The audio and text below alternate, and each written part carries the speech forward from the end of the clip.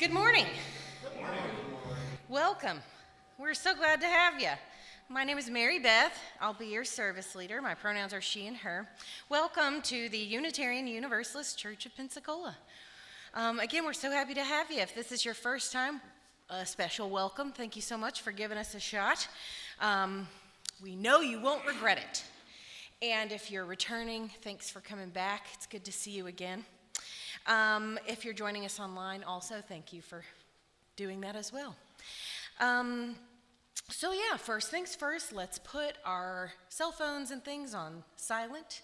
If we could do that, that'd be greatly appreciated.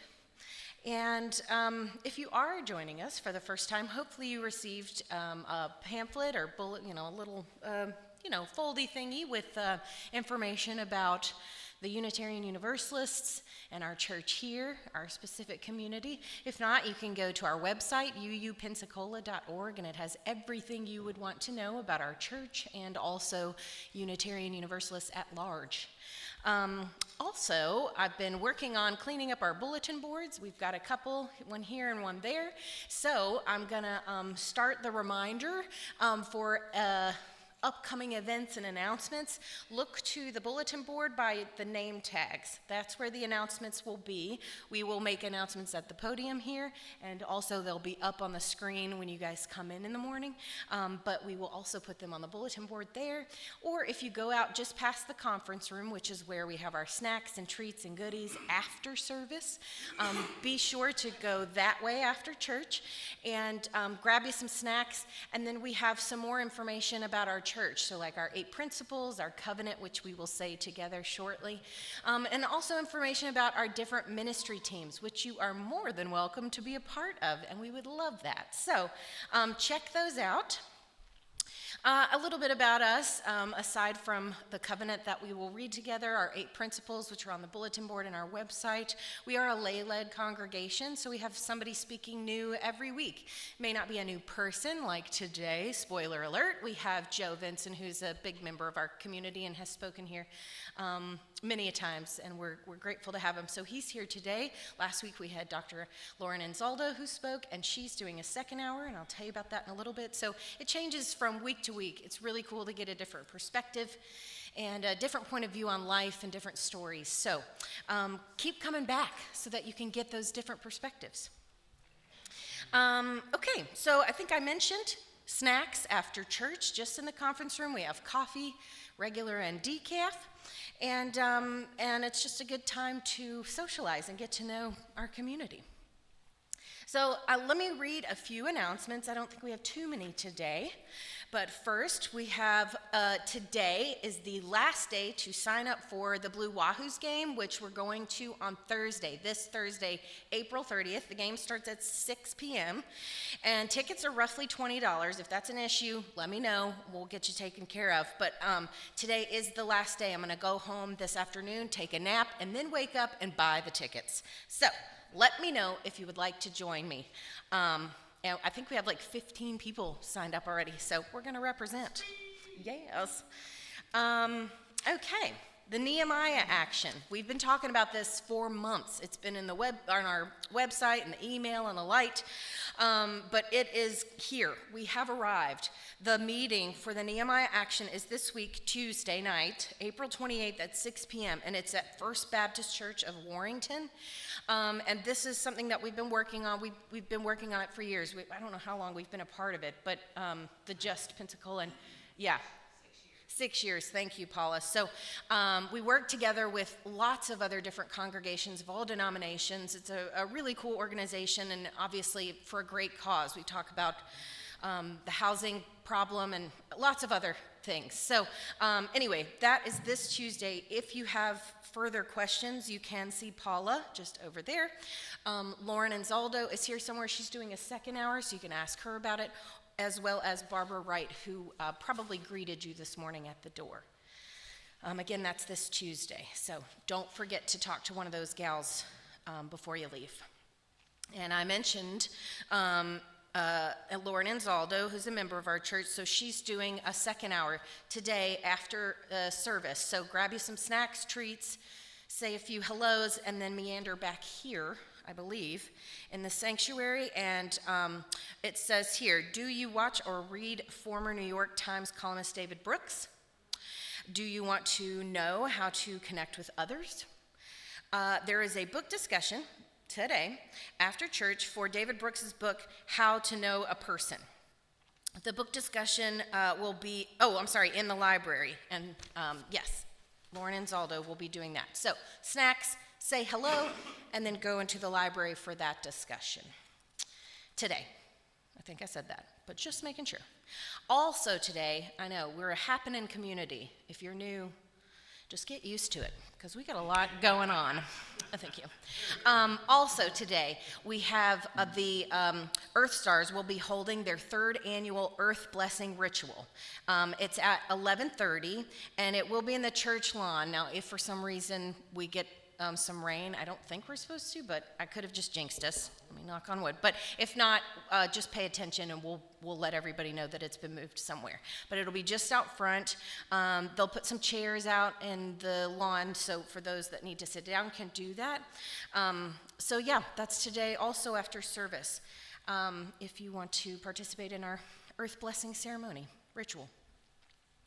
Okay, that's not too bad. Thank you for doing that with me. I'm gonna ask Joe if he will light the chalice lighting, and we'll make this an official service for our community here. So as we light this chalice, we remember the generations who came before us, the seekers, the builders, the dreamers, whose courage paved our way. We carry their legacy forward, weaving our diverse voices into a single tapestry. Thank you, Joe. And, as always, there seems to be a lot going on in the world, a lot going on in our lives personally, and so I think it's just a good time to have some lovely centering music, and I think Joe is going to introduce that. So this is a song called Do Not Weep. And I'm going to read a statement that our musician Rob Townsend wrote as we begin to hear it. As the notes of this song, Do Not Weep, a traditional song of the Ojibwe people, fill the air today, we are invited into a moment of reflection on the depth, resilience, and enduring presence of indigenous cultures in North America. These cultures have shaped this continent in ways that are not fully recognized. Among them, the Haudenosaunee Confederacy, also known as the Iroquois Confederacy, developed a sophisticated system of governance grounded in unity, balance, and collective decision-making. Early American leaders, including Benjamin Franklin, were aware of and at times expressed admiration for this model. While the extent of its influence on the United States Constitution remains a subject of historical discussion, the parallels invite us to consider how ideas of cooperation, federalism, and shared responsibility were already being practiced on this land long before the founding of the United States.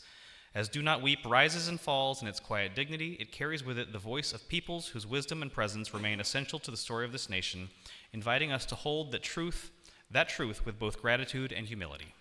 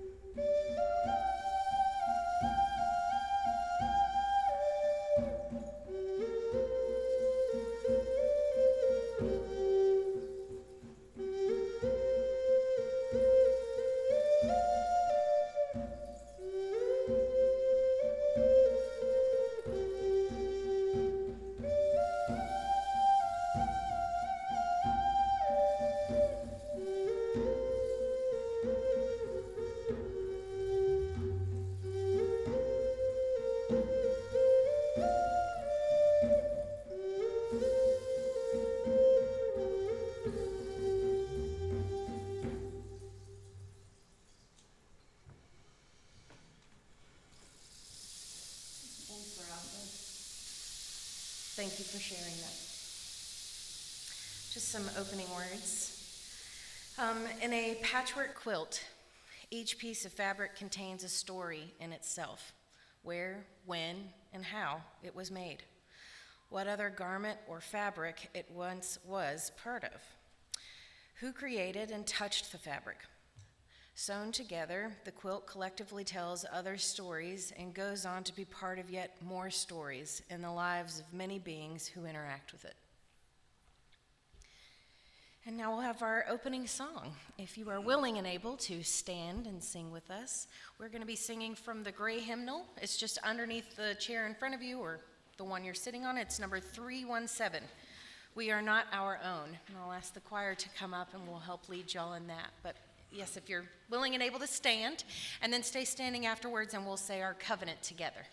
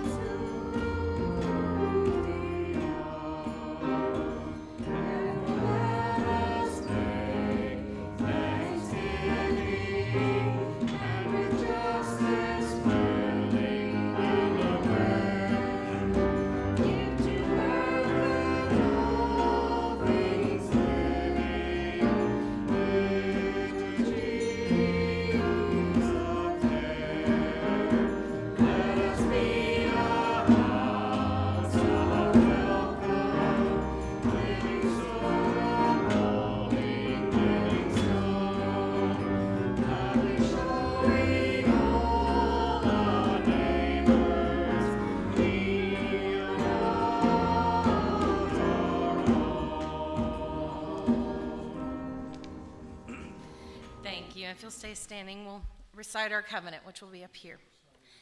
Love is the spirit of the church, and service is law.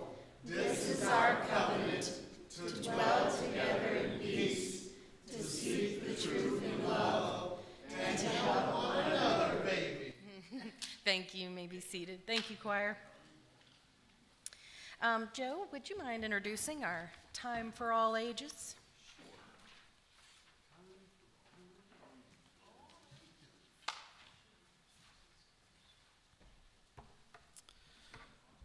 So this is a read aloud of a book called Get to Know Bernardo de Galvez by Guillermo Fesser, and it's about the efforts to have the portrait of Galvez displayed at the Capitol. The activist who actually pushed for this is one of the readers in this, and it will also explain why Galvez is well known in Pensacola. We have 2 different statues to him. And in just a little less than 2 weeks, we'll be celebrating Galvez Day. So I'll talk more about that in my program, but for now, we're going to watch this video. And hopefully it won't show us an ad. Hi, my name is Iridian. In the name of the Queen Sofia Spanish Institute, I would like to tell you a little secret. The Queen Sofia Spanish Institute presents Get to Know Bernardo de Galvez, a unique opportunity to learn about an Hispanic Revolutionary War hero, with writer Guillermo Fesser and special guest Teresa Valcarce, narrated by Iridian Lucas Garcia. Without this hero, we would have never won the American Revolutionary War. Or at the very least, it would have taken us a much, much longer time to do so. I would like to invite you to tell you a little story about this American Revolutionary War hero. Hello, hola. My name is Guillermo. I'm the author of this book, and I'm going to be reading today the story with the help of the main character, Mary Activist. Hola, Tere. How are you doing? Hello. Hola, Guillermo. Where are you now? I'm here in the U.S. Capitol. Can you see it? Yes, in Washington, D.C.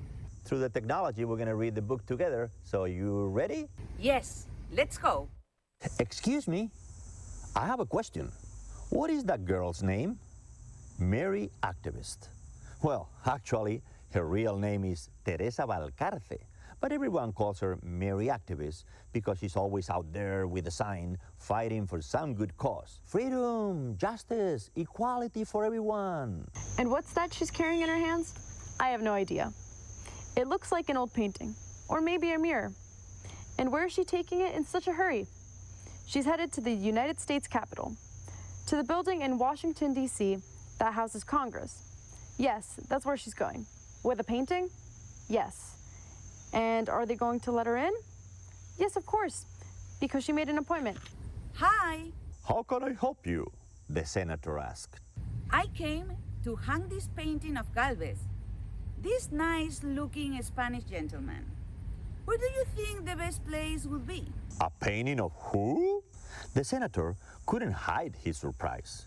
He put on his glasses and moved his face closer to the canvas. The fellow in the portrait was wearing a bright red shirt, a little tight around the belly, and his head was covered with an elegant wig with white curls. It's a pretty painting, he replied at last. The thing is, Mary Activist, we don't hang portraits of unknown people here in the Capitol. But I do, in any case, appreciate the suggestion. It was a real pleasure meeting you. Wait! You must help me. Galvez was a hero in the American Revolution. An American hero who spoke Spanish? Mary Activist pulled out a photocopy of a document that a history professor had found in the National Archives dated 1783. The members of Congress had promised to hang a portrait of Bernardo de Galvez in the Capitol, and they still hadn't done it. The senator did the math. He couldn't believe it. But by now, more than 230 years had gone by. How did you come to know all this? It's because I grew up in Malaga, the province in Spain where Galvez was born. And since I live in Washington, D.C. now, I decided to bring the painting here myself. Is this painting from 1783? Oh no, the original was lost many years ago. This is a copy, but so what? It's well done. The artist even painted it without going outside the lines. Do you want me to tell you the story of Galvez? If you would, please. Mary Activist pulled a piece of paper from her pocket. She cleared her throat. She put on a very serious voice and began. Spanish Iberico ham for a sandwich, detergent, gym socks. What? Oh, excuse me, instead of my notes about Galvez, I brought my shopping list. Oh well, it doesn't matter. I'll tell you all about him without the piece of paper. It turns out that in colonial times, Spanish was spoken in most of the territory that is now part of the United States. The first American cowboys were actually called vaqueros. That's where the word buckaroos come from. And that's the reason why cowboys still use Spanish words like ranch, lasso, corral, and rodeo. Oh, that is true. You're absolutely right. When the Revolutionary War began, the patriots of the 13 colonies found themselves hemmed in. To the north and the south, the enemy army threatened them, and to the west, the Appalachian Mountains cut them off. It was a desperate situation. General George Washington asked Galvez for help. Are you sure? You see, Galvez was the governor of Louisiana, which at the time was a huge Spanish domain. Imagine, its capital was New Orleans, and to help Washington, Galvez sent boats up the Mississippi River, loaded with rifles, uniforms, food, blankets, and medicine. Long live Bernardo de Galvez! I told you already what a great guy he was, Senator. He recruited an army of Native Americans, free African Americans, French Creoles, and men from a variety of places such as Spain, Cuba, Puerto Rico, Mexico, Santo Domingo, and Venezuela. With his troops, Galvez defeated the British at Baton Rouge, Natchez, and Mobile. But when he tried to conquer Florida, he ran into a bit of a problem. To take Florida, you had to enter through Pensacola, and you could only get there through a narrow channel protected by British forts, which were armed with powerful cannons. Bernardo ordered his fleet to attack anyway. He shouted, "Let every man of honor and courage follow me." Then General Galvez decided to strike alone, ole, with his boat, the Galvestown. But how do you know so many things, Mary activist? It's because I like to read. Fabulous! But go on with your story. What happened then? Boom! Boom! 27 cannon shots were fired at the Galvestown, and one by one he dodged them all. Inspired by their commander's courage, the rest of the fleet followed him. The British surrendered, and the King of Spain granted Bernardo the honor of including the motto, "I alone," yo solo in Spanish, on his coat of arms. Not satisfied with this, Galvez asked his fellow citizens from Malaga to send money to George Washington to fund what would be his final battle, the Battle of Yorktown. Did they respond to the call? The people of Malaga sent the money they had raised for the construction of their cathedral. That's marvelous! That's marvelous! As a result, only one of the two towers was built. Look at that. Just one armature. What an impressive story. All right, let's go. Let's go? Where? To buy a nail and a hammer to hang the portrait in the Capitol right away. This Galvez is magnificent. He's a hero of the American Revolution, and the United States doesn't forget its heroes. And, Senator, Yes? since we're going shopping, do you think we could stop somewhere for some ice cream? Many people from the Hispanic culture contributed to the creation of the United States. Many. And in recognition of them all, the portrait of Bernardo de Galvez was finally going to hang in the Capitol. And that's why the chairman of the Senate Foreign Relations Committee treated her to a cup of strawberry ice cream, 2 scoops topped with chocolate sprinkles and candied walnuts. It was wonderful. I'm not kidding. Get to Know Bernardo de Galvez was presented by Queen Sofia Spanish Institute, committed to finding common ground among the Spanish-speaking people of America.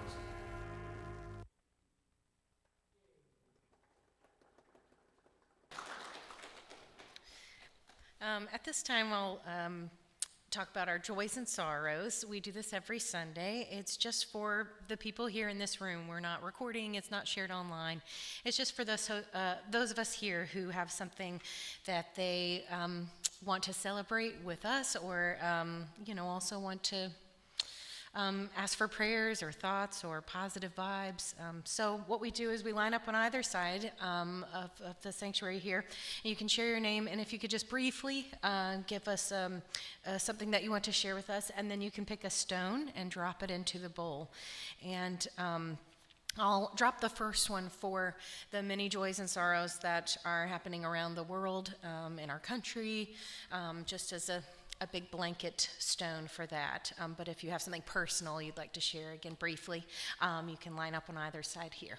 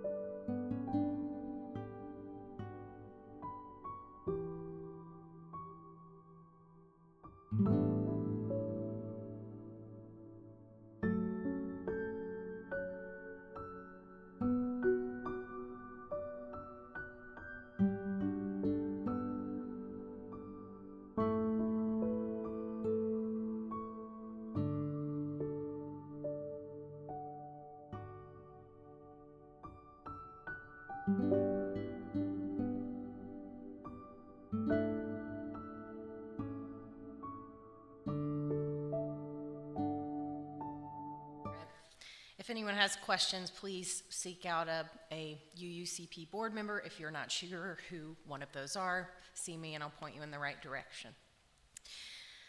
Okay, moving on. Let's take up offertory.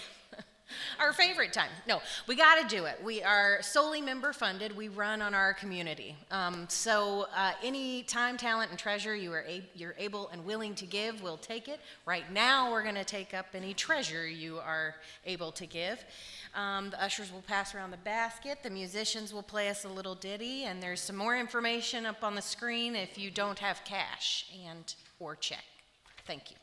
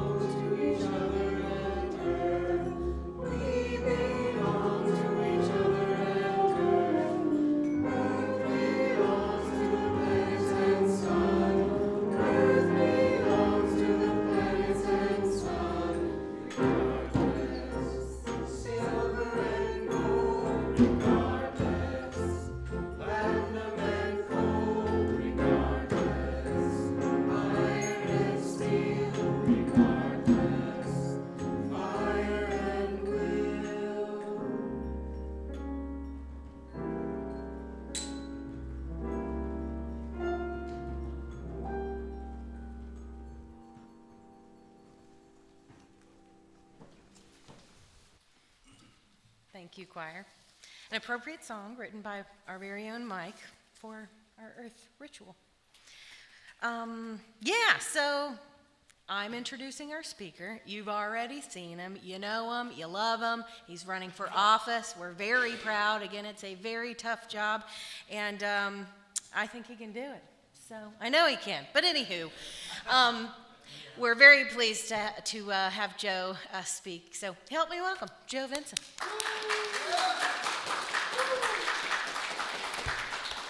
Good morning. So this year, 2026, is the 250th anniversary of the Declaration of Independence. So there are America 250 celebrations happening across the country. When we celebrate the American Revolution, we tend to focus on the original 13 colonies, right? We envision a map that stops at the southern border of Georgia. But in 1776, there were other British colonies on this continent that didn't join the rebellion. Today I'm going to be talking about the 14th and 15th colonies, East and West Florida, and a project called the 1776 Sampler that celebrates the people who lived in West Florida during the British period. And I was part of that project. Let me back up. Several years ago, in anticipation of the Florida Territorial Bicentennial in 2021, which marked when the United States took over Florida from Spain in 1821, UWF archaeologist Margot Stringfield came up with a concept that eventually became the 1821 Sampler. The idea was that we would create a website with a mosaic of all the people who lived in the Pensacola area in 1821, and people could volunteer to represent these people by submitting a photo of themselves. The lead researcher for the West Florida Genealogical Society at that time was Aaron Renfro, a former member of this church who still helps us out with our website because I am a huge slacker who hasn't taken over those duties fully yet, even though she moved to Tennessee several years ago. Erin also used to edit our videos for YouTube. With our new cameras and sound booth setup, she doesn't do that anymore, but I have a feeling that she might be watching this video, so how about everyone say, "Hi Erin, we miss you."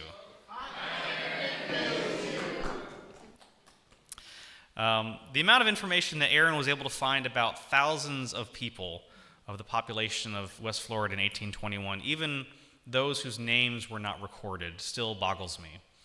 The 1821 sampler was very well received, and it was included in the 2021 Fufu Fest projection mapping on the old Escambia County Courthouse downtown.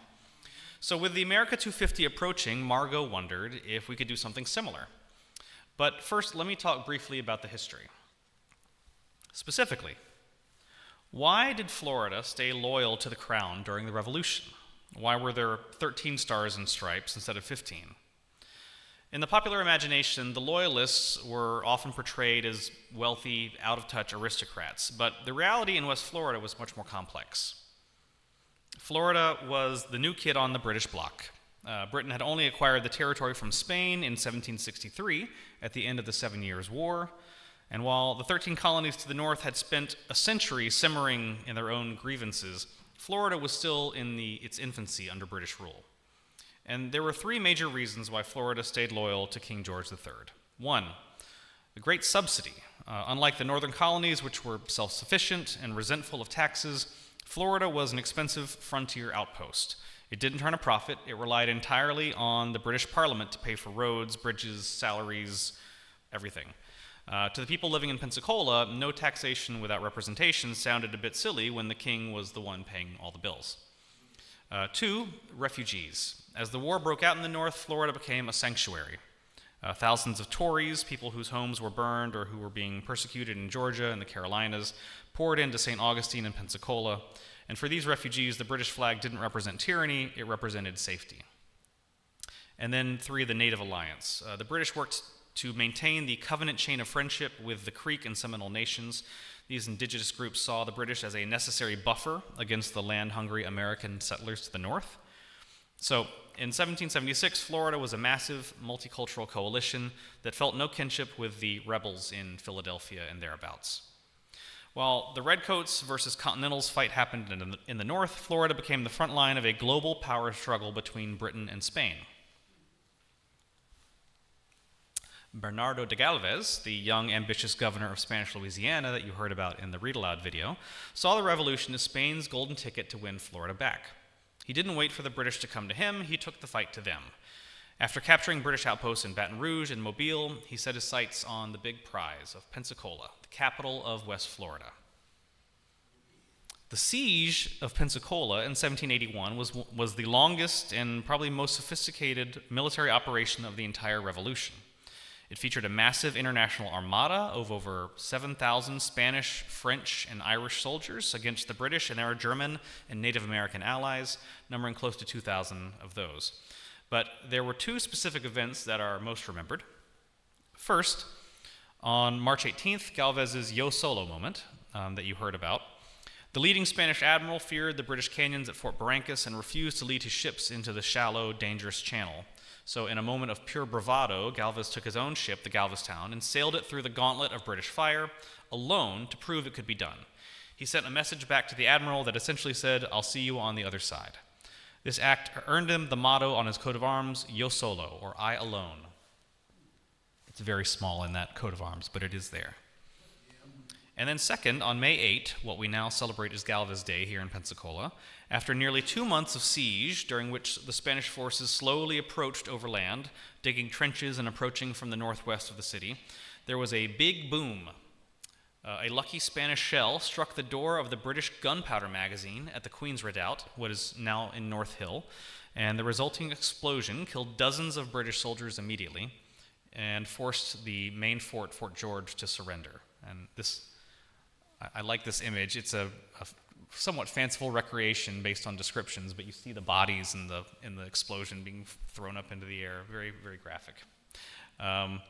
So this wasn't just a local skirmish. By taking West Florida, Galvez ensured that the British were pinned down on a third front and unable to resupply forces from the southern port, making the eventual victory for the Americans at Yorktown possible. So that's the background of why Pensacola was kind of a big deal in the American Revolution. Galvez was named an honorary citizen by Congress in 2014, and the Pensacola Heritage Foundation led the fundraising to erect this new equestrian monument at the foot of Gage Hill on Palafox at Wright, which was dedicated in 2018.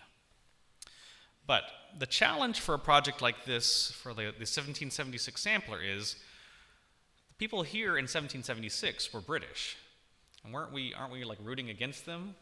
And so Aaron, anticipating this discussion, sent a statement that I'd like to read. Quote,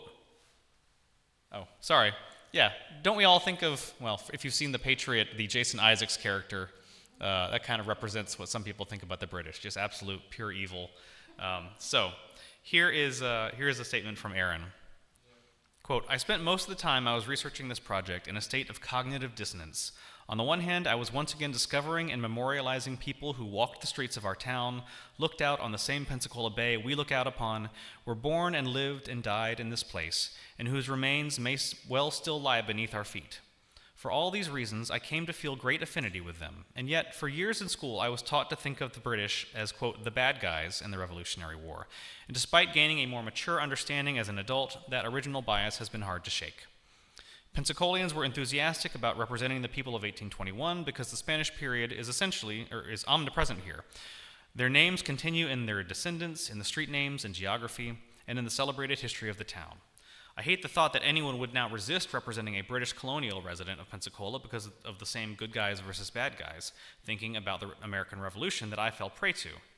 The British period in Pensacola was so much richer than that, with a cast of characters that includes not only the red-coated officers we always think of, but ordinary soldiers and sailors, British, Spanish, French, indigenous, people of color, both enslaved and free, farmers, laborers, mothers, and children.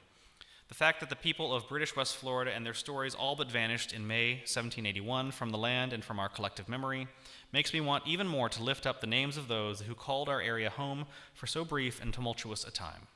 End quote. And very well said, Aaron. So with that in mind, I wanted to invite everyone here to participate in the 1776 sampler, and I'm going to walk through the process real quick. So the website is live. It has not really been advertised very much, so there are still a lot of people that you could choose from to represent. And when you go here, as you start to scroll, you're going to see this mosaic grid of all these different people, and you're going to see the names of them. And if you click on them, you will learn about them. So for example, Captain Patrick Kennedy, I can't read that right now, but if you go to the site, you'll be able to read about all these people. Then you can click into that, and you'll see a page that looks like this. And you can see the little image on the right there. Underneath it, it'll say, represent this individual. And if you click or tap on that, it'll take you to this form where you fill in your name if you want your name to be represented. You upload a selfie or a photo from your phone, and you submit it. And then hopefully within a day or two, I or someone else who's monitoring the mail account where those are going to be submitted will take that image and upload it to the person you chose, and then you're part of the mosaic. So that is the 1776 sampler. It's a really great example of public history. Public history is how we experience history out of academia, outside of the classroom. And so something like this is a great way of just learning about what was going on here. You can, as Aaron said, you can choose to be a British soldier or someone, a British loyalist from one of the other colonies who was, stationed here essentially. But we're including everyone who was here for the entire British period, up to 1781. So there's also, you could choose a member of that multinational coalition of Galvez. You can represent one of them. So there's a lot of different options here. There are named people, unnamed people, people whose only their first names have survived, indigenous people, people of color, children, musicians. There's lots of different connections where you can see the traits that combine, that unite people. And so anyway, it's a really cool project. I hope that you check it out. I hope that you enjoy it. And yeah, that's it. If you have any questions, let me know.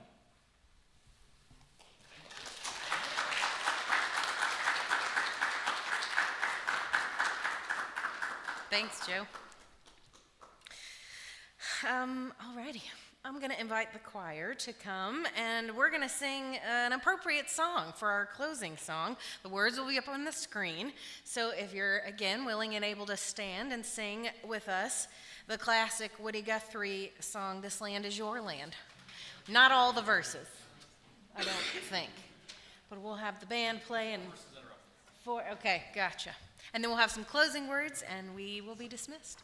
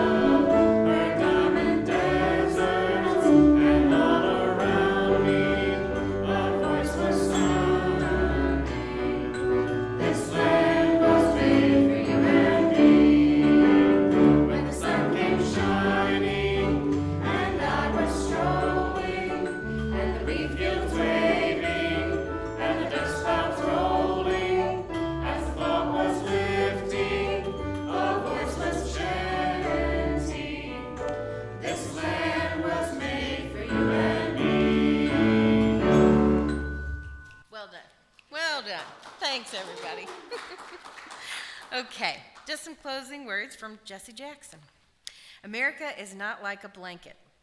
One piece of unbroken cloth, the same color, the same texture, the same size. America is more like a quilt, many patches, many pieces, many colors, many sizes, all woven and held together by a common thread. Ain't that the truth? Thank you so much. Don't forget snacks, the earth blessing ritual on the lawn, Lauren's talk in the library. I think that's everything. Love you, bye. Have a great week.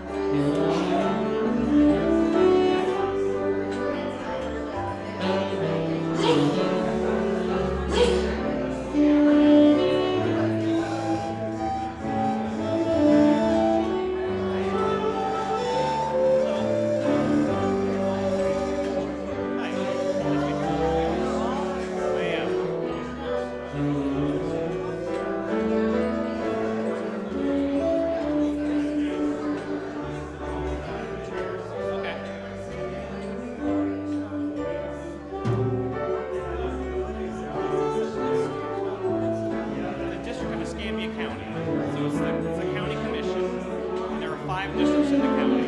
So depending on where you live, you might be, if you live in Escambia County, you're in one of those 5 districts. That's probably District 5. That's the north, most of the north of the county is in District 5. And I'm in District 4, which is kind of the southeast part of the county. So along Scenic, basically south of 9 Mile Road, Ferry Pass, Scenic, East Hill, East Pensacola Heights. I'm Joe Vinson. Joe Vinson. Yes.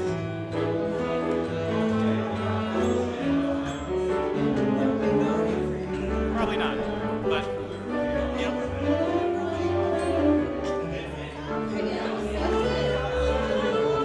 It is so it's a partisan race, but I am nonpartisan, so I will be running as an NPA.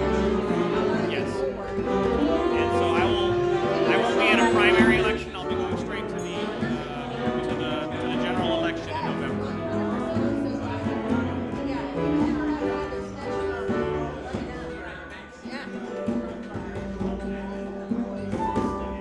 That's what I'm hoping to change.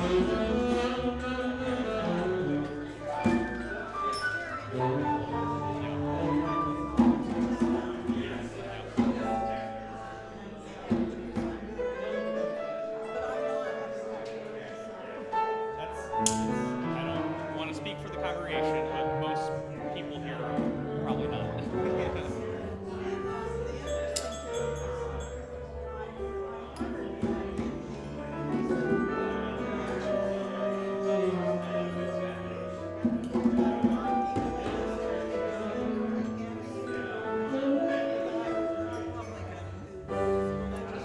Yes, it was a special election that ultimately he ended up winning because the congressional district runs all the way from here to beyond Destin. So it's a pretty large